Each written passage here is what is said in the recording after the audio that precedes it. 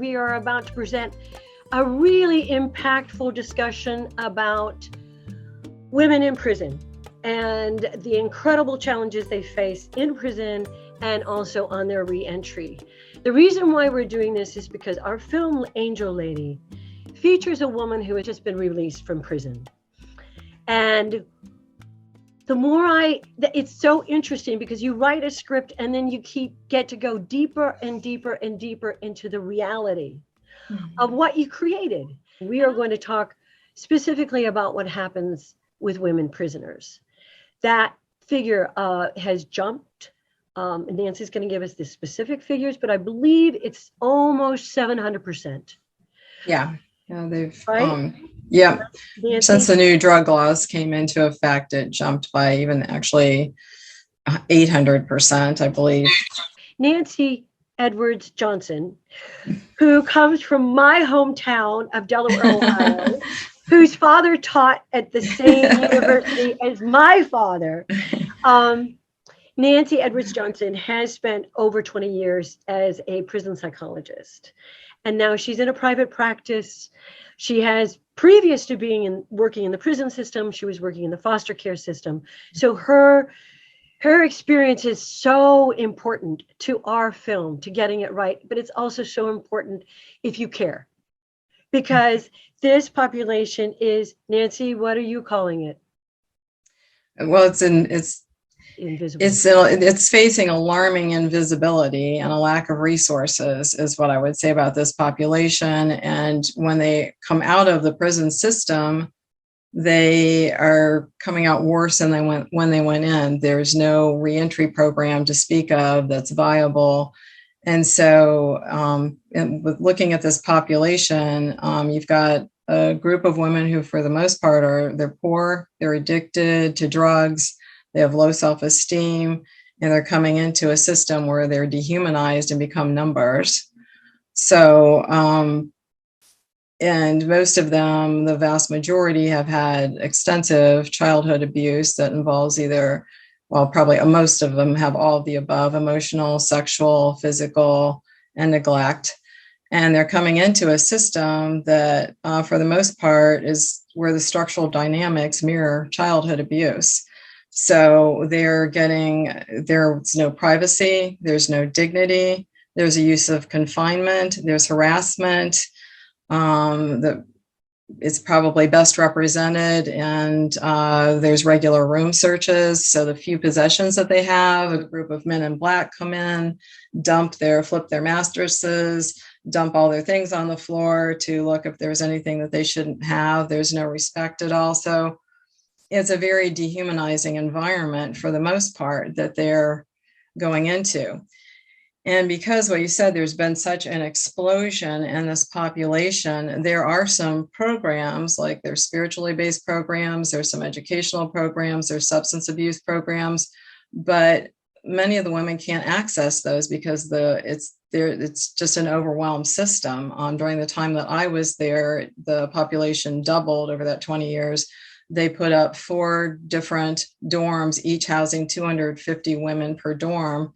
There's no privacy. They're just kind of stacked together.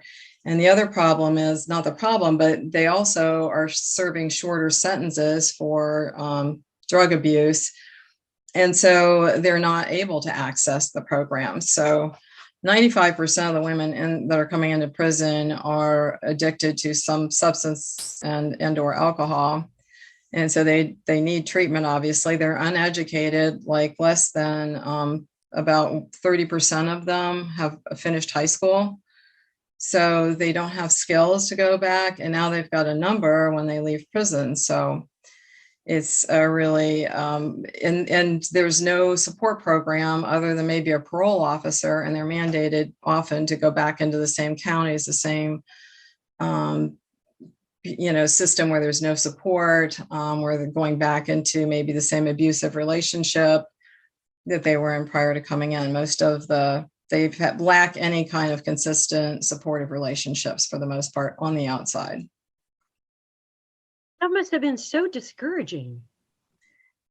It's hard. Yeah, it was, I think, but what's amazing to me and what I really learned is getting to know them as I got to know them through doing therapy, how much strength they have to survive and the compassion that they had despite all that had happened in their lives. You really did see a lot of compassion for their peers. So they are not what they're painted to be so often in the movies. And so it's amazing the strength and the willpower that so many of them had.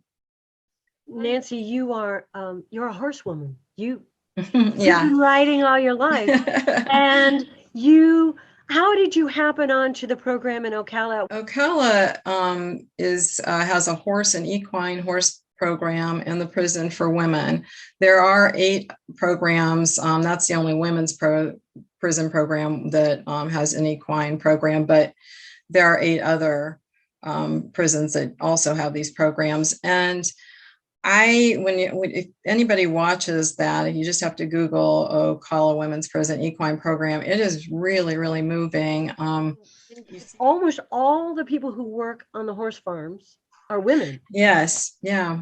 Wow. Right? Yeah. I've heard the statistic, don't quote me on it, but there were like 16,000 horse farms in Ohio. I went to many when I got a horse. I was looking for a place for her, and I don't think there were men who were running any of those barns. It was all women. So I think women are really drawn to horses. And of course, for the women who've been through what the women in prison have been through with, being victims, and horses are prey animals, I think there's just that kind of inherent connection. Yeah. So, and I think, having that, being able to be in nature and with the horses is a great way to come back into society. You see these women going out into nature and working with horses. So they're leaving that system where they're a number, and these horses who are greeting them, and horses are wonderful at mirroring your own feelings. So many of these women who've been abused are coming in and being able to nurture and have a sense of purpose for these horses that are beat up off the racetrack often. And they're learning skills that they can go and be barn managers, or learning skills, becoming more self-confident, finding a purpose in their life, and being able to manage this huge animal and help it to recover and to be adopted into a forever home. Oh, nice. It's just an amazing program. So I really wanted to recreate that and have that happen during the time that I was at the Ohio Reformatory. We came close, but unfortunately it didn't come through, but I'm still hopeful. Well, what we're talking about now is being